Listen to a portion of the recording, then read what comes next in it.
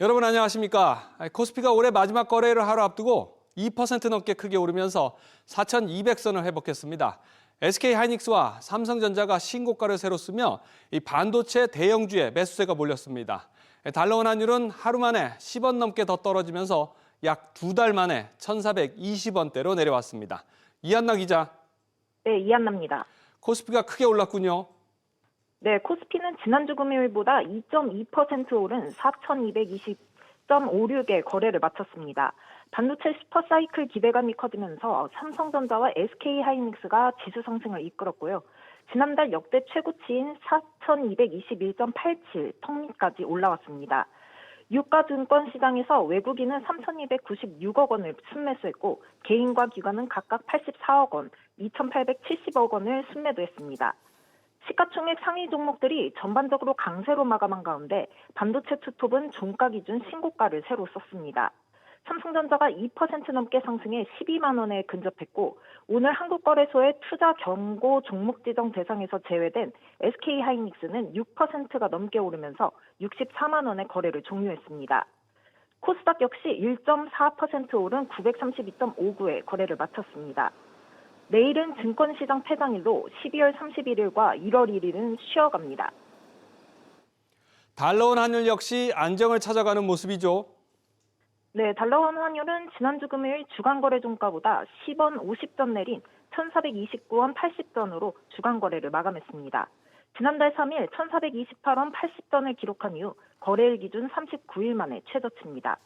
환율은 지난 24일 기획재정부와 한국은행이 원화와 과도한 약세는 바람직하지 않다며 고강도 구두 개입을 한 이후 거래일 기준 3일 연속 하락했습니다.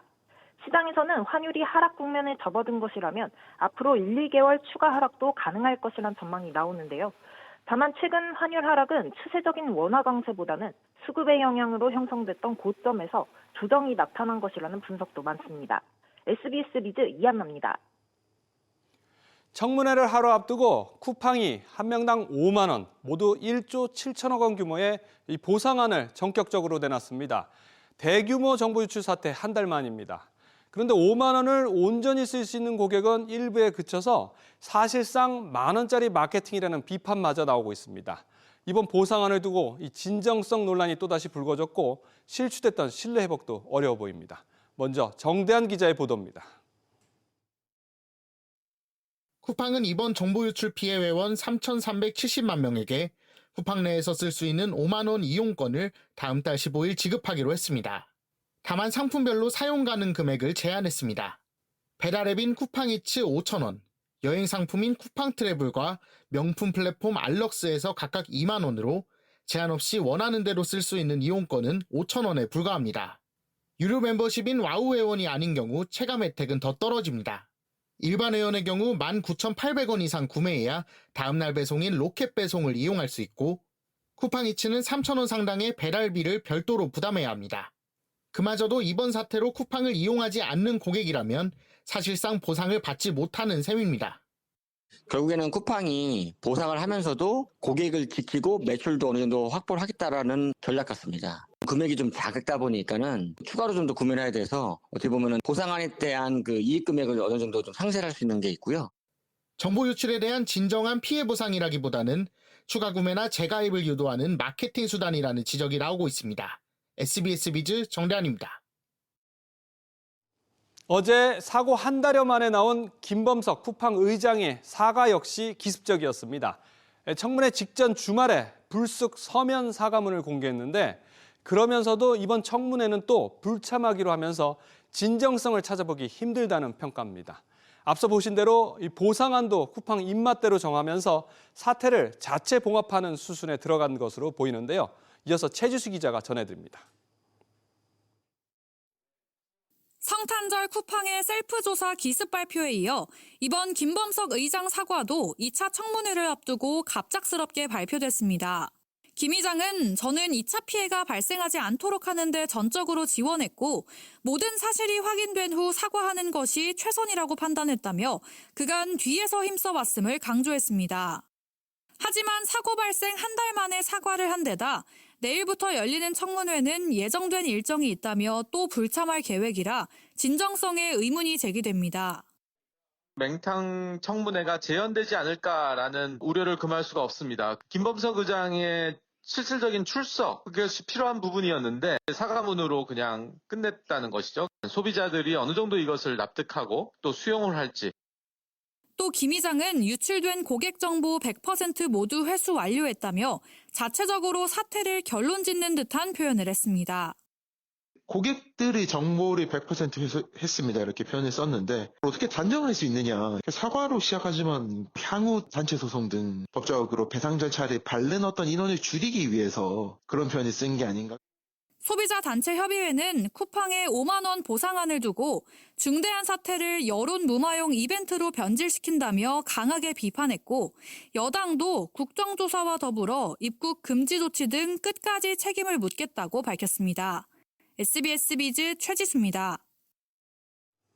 KT와 LG U+의 침해 사고, 해킹 사태를 조사해온 민간합동조사단이 오늘 최종 조사 결과를 발표했습니다. SK텔레콤과 KT에 이어서 자신만만해하던 LG U+까지 해킹된 것으로 드러났습니다. 정부는 KT에 대해서는 보안관리 부실로 이번 사태가 불거졌으니까 이 소비자들에게 위약금을 전면 면제하라고 요구했습니다. 또 LG U+에 대해서는 서버 폐기로 조사가 불가피하다며 경찰에 수사를 의뢰했습니다. 먼저 김동필 기자입니다. 2만 2천여 명의 유심 정보 유출과 2억 4천여만 원의 무단 결제 피해를 부른 KT 해킹 사태의 원인으로는 KT의 부실한 보안 관리가 지목됐습니다. KT 내부망에 접속할 수 있던 불법 펜토셀이 부실 관리된 데다 검증이나 암호화 체계도 모두 허술하게 관리됐던 겁니다. 사실상 KT 모든 이용자들의 문자나 음성 내역이 무방비에 놓여 있었습니다.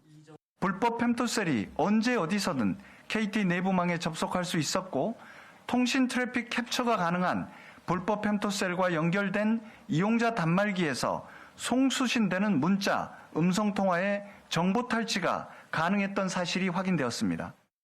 KT의 은폐 정황도 포착됐습니다. 3만 3천여 대의 KT 서버 전면 조사 결과 작년 3월부터 최근까지 103종의 악성 코드에 감염돼 있었는데 일부를 신고 없이 자체 조치한 겁니다. 조사단은 이를 토대로 위약금 면제를 권고하는 한편 고의적 방해 행위에 대해선 수사를 의뢰했습니다. 문제가 있는 부분에 대한 조치들을 병행을 했고요. 그다음에 위기에 의해서 공무집행 방해, 조사 방해를 한 부분에 대해서 수사 의뢰를 했습니다. 정부는 또 LG U+ 사태와 관련해 정보 유출이 있었다는 점은 확인했지만 주요 서버가 폐기되는 등 은폐 시도가 있어 조사가 불가능했다고 말했습니다. 정부는 이를 고의적인 방해로 보고 경찰청에 수사 의뢰했습니다. SBS 비즈 김동필입니다. 이제 공은 다시 KT로 넘어갔습니다. 현실적으로 전체 고객 해지 위약금 면제 요구를 거부하긴 어려워 보이는데 소급 시점을 언제로 할 것인지 여부가 다음 쟁점입니다. 이어서 안지혜 기자입니다. 정부는 4개 로펌의 자문 결과를 근거로 이번 사태가 KT의 이용약관상 위약금 면제 규정에 해당한다면서도 이번 침해 사고는 KT 전체 이용자를 대상으로 KT 이용약관상 위약금을 면제해야 하는 회사의 기책 사유에 해당한다고 판단하였습니다. 면제 대상 소급 적용 범위는 KT가 정할 부분이라고 여지를 남겼습니다. 이 면제를 그러면 이제 받는 고객들을 언제부터 소급할 거냐. 지난 SK텔레콤 사례와 같이 KT가 소비자들 또 국민 눈높이에 맞춰서 적절한 판단을 할 것으로 기대합니다. 앞서 SKT는 해지 위약금을 면제하고도 형식적인 단기 면제라는 비판을 받았습니다. 침해 사고를 인지한 시점인 4월 19일부터 7월 14일 사이 해지 계약건에 대해 위약금을 면제했는데 고객이 통신사 이동을 결정할 수 있는 시한이 조사 결과 발표 이후 불과 열흘에 그쳤기 때문입니다.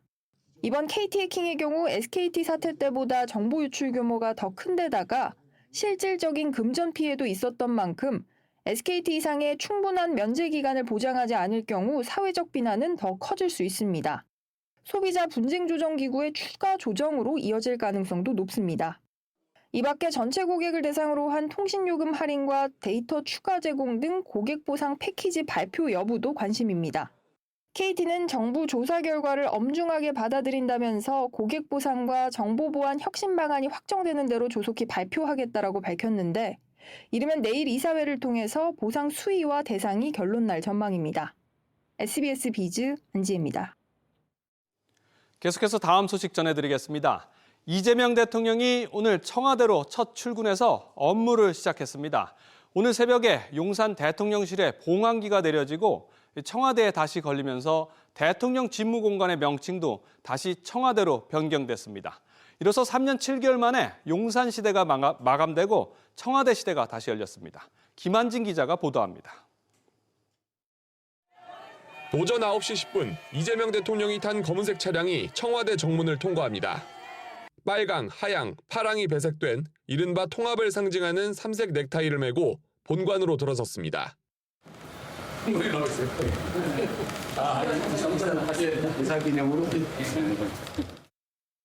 참모들과 인사를 나눈 뒤 곧바로 차담회를 열고 업무를 시작했습니다.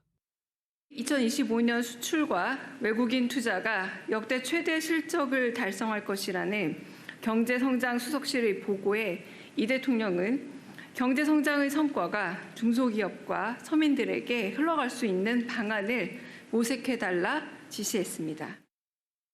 이 대통령은 업무 동선도 조정했습니다. 청와대 정문 오른쪽에는 참모들이 근무하는 여민관이 있습니다.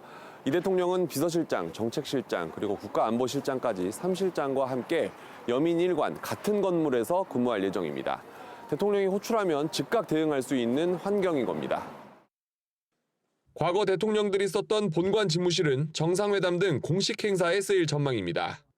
이 대통령은 청와대 국가위기관리센터를 찾아 재난, 재해 대응과 안보 태세를 점검했습니다.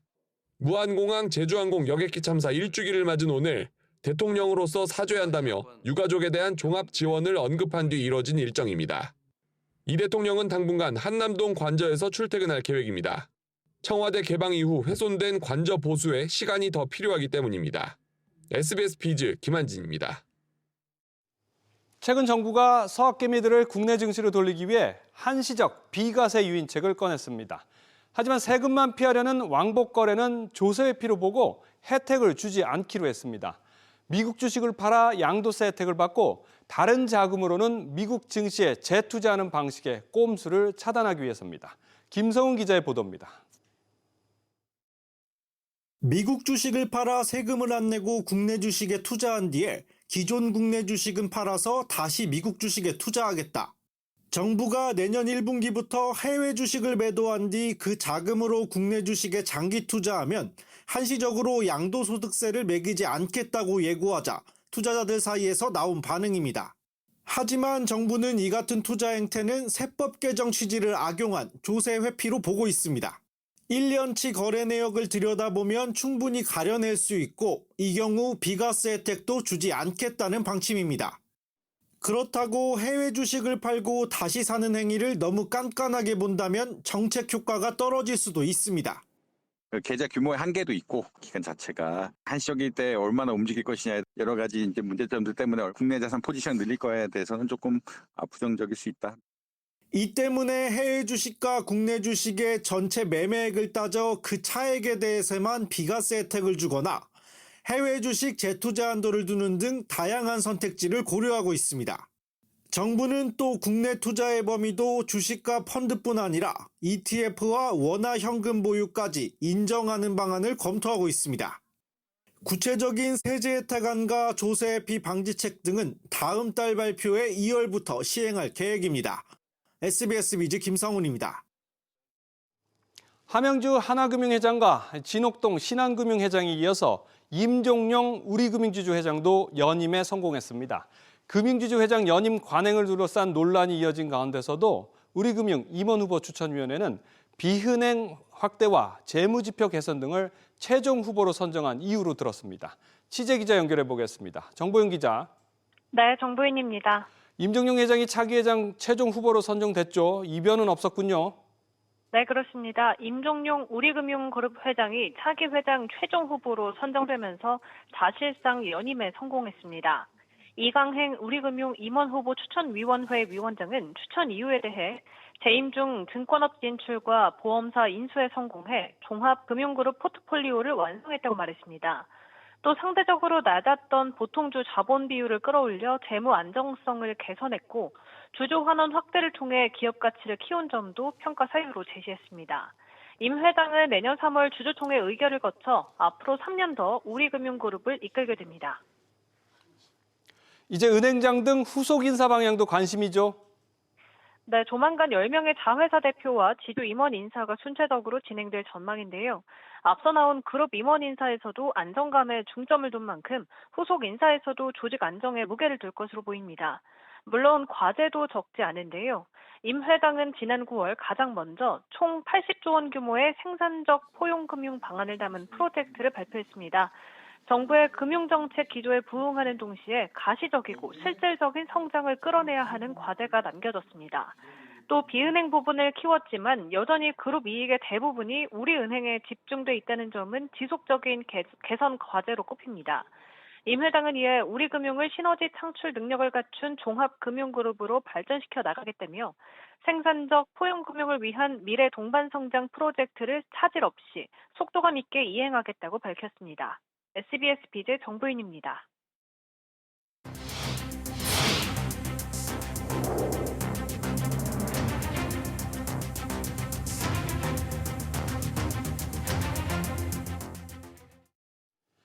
새해부터는 국민연금 보험료율이 인상되면서 10,000원 안팎으로 부담이 늘게 됩니다.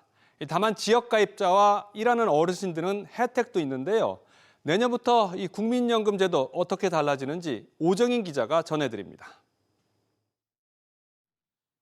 새해부터 국민연금 납부액이 기존 월소득의 9%에서 9.5%로 오릅니다. 월평균 소득 309만 원을 기준으로 직장인은 7,700원, 지역가입자는 15,400원을 더 내게 됩니다. 불가피한 사정으로 못 낸 연금을 한꺼번에 추후 납부하는 경우도 마찬가지입니다.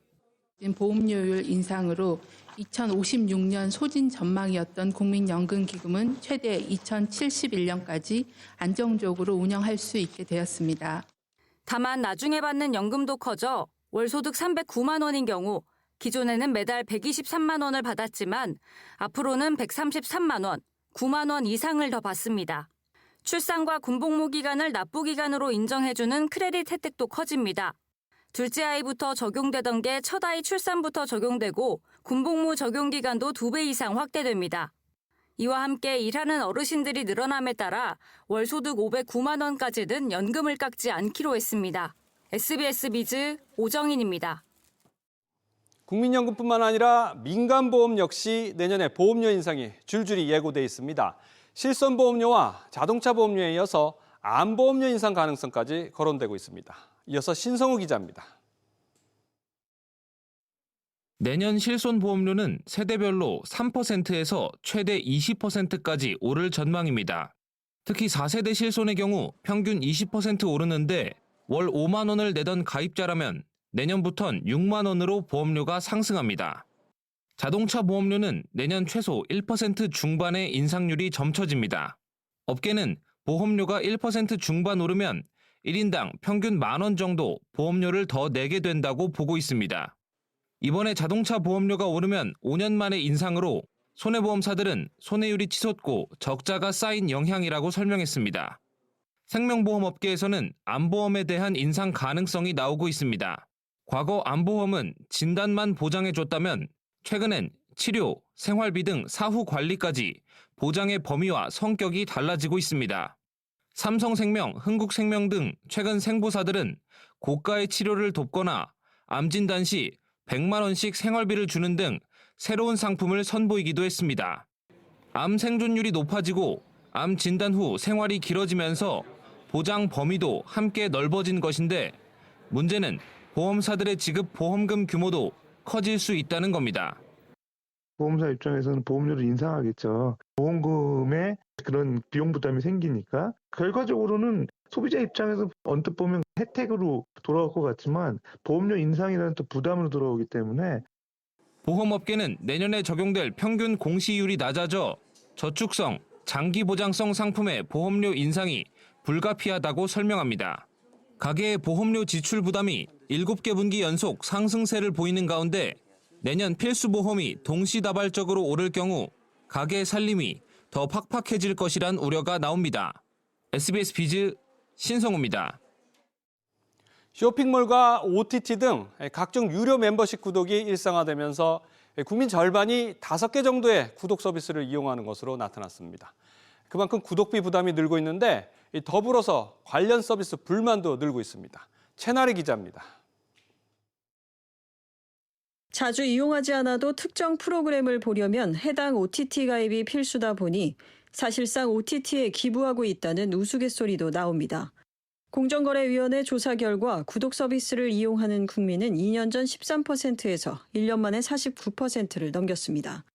구독 개수도 평균 5.5개에 달해 매달 구독비로만 4만 원 넘게 지출하고 있는 것으로 나타났습니다. 거의 고정 지출처럼 한 달에 액수가 생각보다 이렇게 커지는 경우가 많아요. 이용 빈도가 높지 않은 경우에는 과감하게 해지해가지고 자기의 지출액을 관리하는 게 필요하다. 관련 소비자 불만도 늘고 있습니다. 구독 해지나 회원 탈퇴를 하려고 해도 5단계가 넘는 까다로운 절차를 거쳐야 하는가 하면 저렴한 가격을 내세우지만 막상 실제 결제 단계에선 추가 금액이 붙는 등의 피해가 많았습니다. 다크 패턴에 대한 시장 감시 강화와 함께 사업자가 법 규정을 준수하도록 유도하는 교육과 홍보가 필요하다. 공정위는 구독 서비스 계약을 슬쩍 갱신하거나 탈퇴를 방해하는 데 대해 최대 과징금 부과나 고발 처분을 할 방침입니다. SBS 비즈 최나리입니다. 고물가 속에서 호텔 뷔페 값도 천정부지로 오르고 있습니다. 새해부터 롯데와 조선호텔이 또다시 가격 인상을 예고하면서 이제 특별한 날 내 식구가 호텔 뷔페에서 한 끼를 하려면 80만 원이 듭니다. 취재 기자 연결해서 자세히 알아보겠습니다. 김한나 기자, 이 연말 연시를 맞아서 호텔 뷔페 찾는 사람들 많을 텐데 가격이 또 오른다고요? 네, 롯데호텔은 내년 1월부터 서울 라세네 뷔페 성인 기준 평일 저녁과 주말 가격을 20만 3천 원으로 인상할 예정입니다. 연말 성수기가 아닌 평시 가격이 20만 원을 넘는 건 3대 호텔 가운데 처음입니다.